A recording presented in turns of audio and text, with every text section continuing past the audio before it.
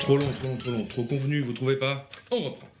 VIA a été créé en janvier 1993 avec Joël Gorin, Grégory Pigné, étudiant de son état, et Michel Dupontel, propriétaire d'un studio de son.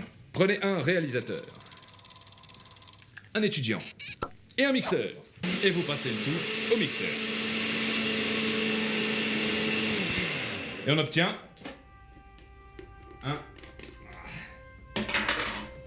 un réali-étudiant.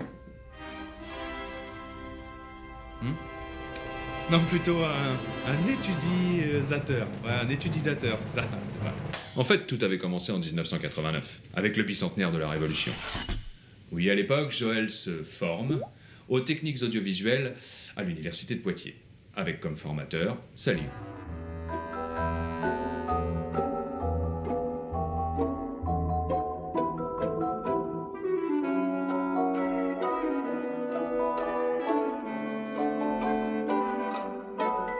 À la fin de cette année universitaire, Joël et Mohamed Darman réalisent un premier documentaire sur la poétesse Lydia Lenné.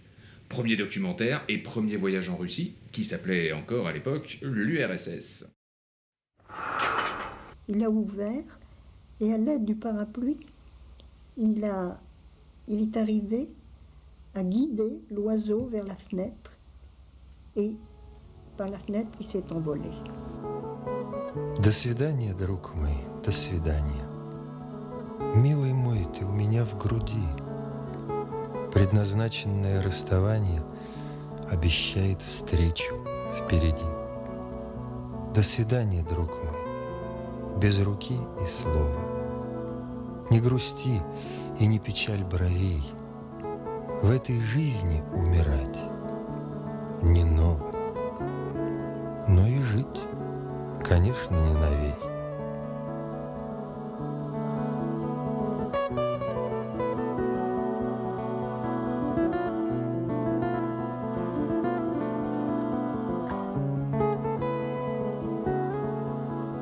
Na zdrowie! En 1990, Joël arrive au Crêpes de Poitiers-Boivre, où le directeur de l'époque, Jacques Touzeau, pour le moins original, lui propose la responsabilité du service audiovisuel et la responsabilité de faire son propre salaire. Un truc un peu bizarre, mais qui bizarrement va très bien marcher. Et je crois que là, maintenant, quand on s'interroge sur le métier d'éducateur et d'animateur, eh bien, on va renvoyer le mot représentation. C'est-à-dire que comment je me représente comme futur éducateur par rapport aux problèmes que va me poser ce terme. Cette réussite va entraîner la création de VIA MG Productions. Ouais. VIA pour la voix, évidemment, et production, eh ben parce qu'on produit, et on y arrive, la plupart du temps. Alors, MG, on se pose encore la question. En 1994, à l'arrière du château de Boivre, Joël rencontre le chorégraphe Paul Loper. Ensemble, ils réalisent Promised Land et Rainbow Man. Promised Land a été acheté par la Nostra de danse de Barcelone.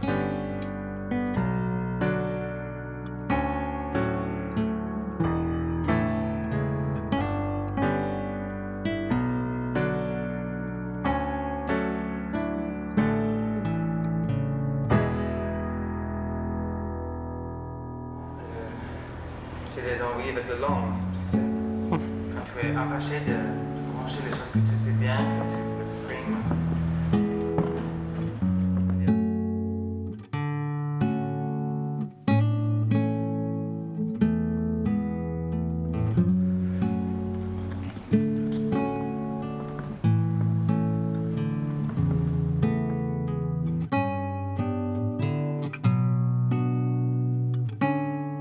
Bien des années plus tard, dans un film sur Neuville, Paul interviendra dans une correspondance épistolaire entre une Neuvilloise et un New-Yorkais. Cher Paul, ce début d'automne est frais et c'est au coin du feu que je t'écris.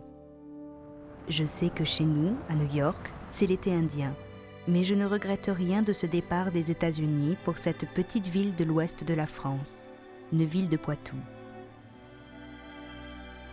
Je suis tombée amoureuse de ce pays et de ses habitants. Mon mari y retrouve ses racines et je réapprends, avec les enfants, à vivre loin du stress des grandes cités.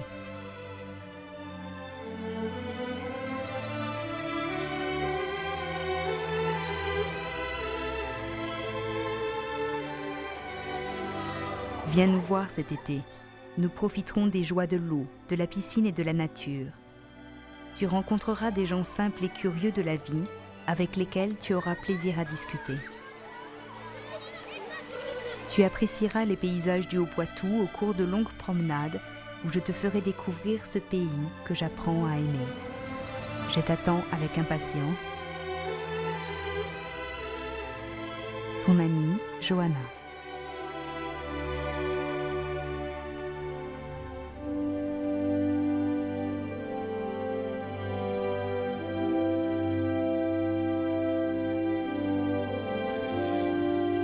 Thing about Neuville, which is this town in France, and it's sort of like comparing sort of like the pluses and minuses of the big city with the pluses and minuses of adorable Neuville.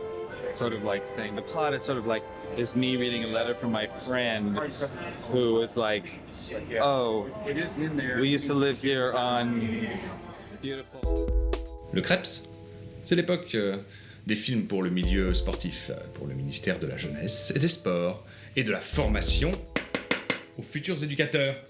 Là-bas, au fond. Hein? Mais j'arrive.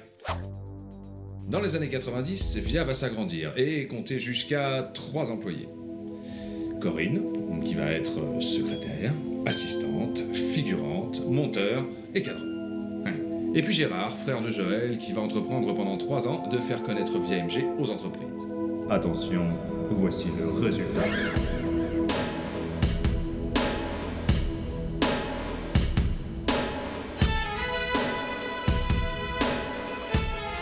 En travaillant de plus en plus pour les entreprises, des demandes autres que des films se font jour. Le graphisme, l'internet. Christophe Olivier va créer tous les visuels de VIA entre 1996 et avril 2013.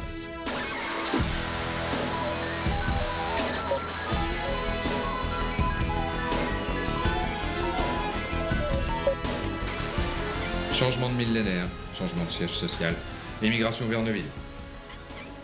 Là où vous regardez ce film ce soir d'ailleurs. Corinne et Gérard, eux, ont suivi un autre chemin. Joël se retrouve tout seul à faire tourner cette boutique. Mais non, pas tout seul. Car contrairement à la chanson, il doit plein de choses. À plein de gens. Mais on reviendra là-dessus tout à l'heure. Au milieu de la première décennie de ce siècle, les choses sont musclées, culinaires, patrimoniales et industrielles. Musclé, car arrive un documentaire sur le champion du monde de boxe, Maillard Monchipour. Gamin, le petit Joël adorait Mohamed Ali. La boucle est presque bouclée, quoi.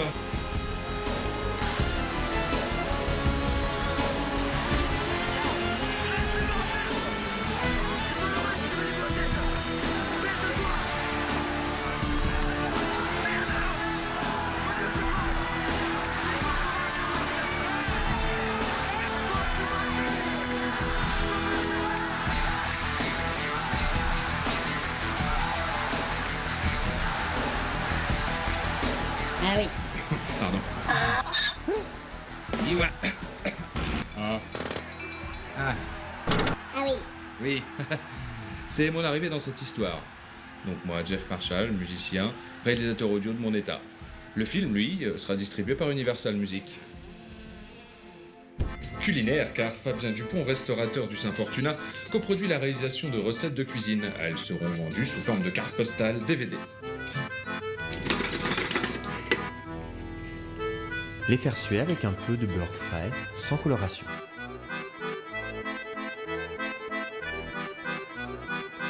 Laver les champignons de Paris à l'eau claire. Patrimonial, avec un film sur l'histoire de la noix dans le Poitou. Dressés comme des sentinelles, les noyers sont là, dans le paysage du Poitou, à surveiller le temps qui passe et les hommes qui s'activent. On trouvait en effet jadis de très nombreux noyers. La culture et l'exploitation de la noix faisaient partie intégrante du tissu économique régional.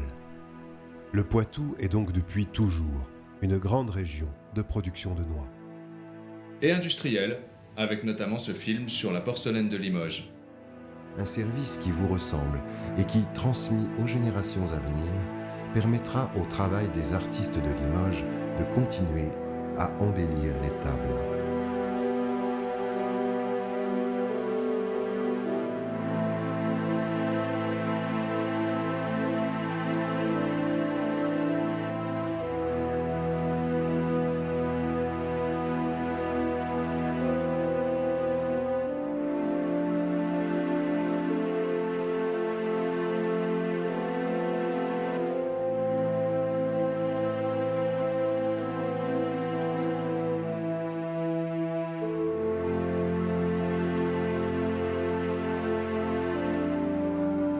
Peindre un service entier à la main requiert des années d'expérience, la dextérité et l'œil avisé de l'artiste.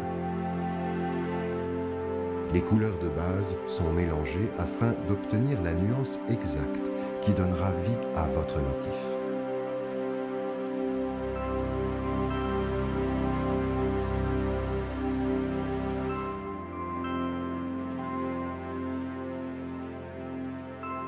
Retour en Russie, pour former une petite équipe de Yaroslav à la vidéo et Internet.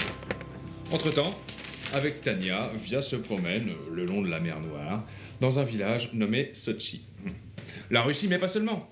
L'Allemagne, pour le compte de classe, une très belle histoire, ça. Très belle histoire. Là, dans ce hangar, désossé, repose la dernière botteleuse de la société Classe, qui fit prendre son essor à l'entreprise et lui apporta le succès. Israël, pour McTeshin. Il y a même eu l'Angleterre, pour le compte de la société Spirax Sarko, la Belgique, avec Xavier Sourdeau et Nathalie de Knife. Une histoire très très drôle.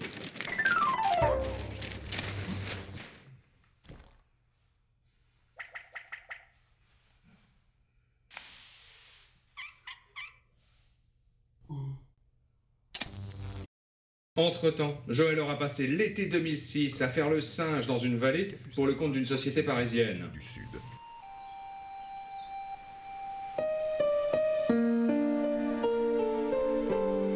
Je me surprends parfois à penser que nous avons trouvé une issue possible à ce qui aurait pu être notre disparition.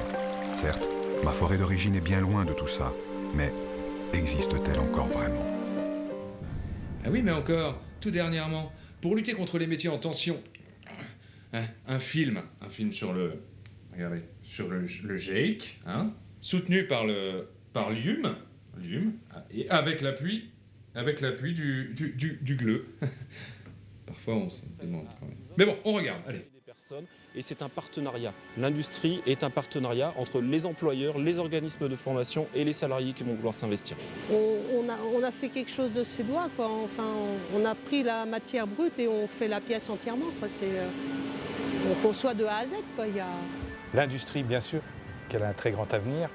À partir du moment où elle a des hommes et des femmes qui sont bien formés, à partir du moment où il y a une innovation dans l'entreprise, de la recherche, et à partir du moment où l'entreprise se tourne vers les pays à l'international. J'ai actuellement deux personnes qui sont en train de monter les prototype 2 et prototype 3 d'une nouvelle machine qu'on a installée chez un client, sur lesquels on a déposé des brevets. Je peux vous dire qu'ils sont fiers quand ils voient comment ça fonctionne. D'ailleurs, ces produits, nous les présenterons bientôt au Salon du Bourget. Vous savez, l'autre jour, sur W9 ou M6, je ne sais plus laquelle, un des reportages passait où quelqu'un, en fait, un jeune expliquait qu'il était en train de souder une partie d'un TGV en expliquant que ça se trouve, ses parents allaient rouler dedans plus tard. Ça, c'est des images fortes. C'est des messages comme ça qu'il faut leur faire passer.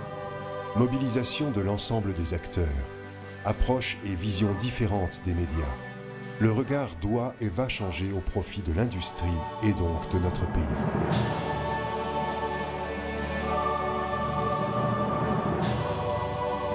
Heureusement, contre la morosité, on a Boris.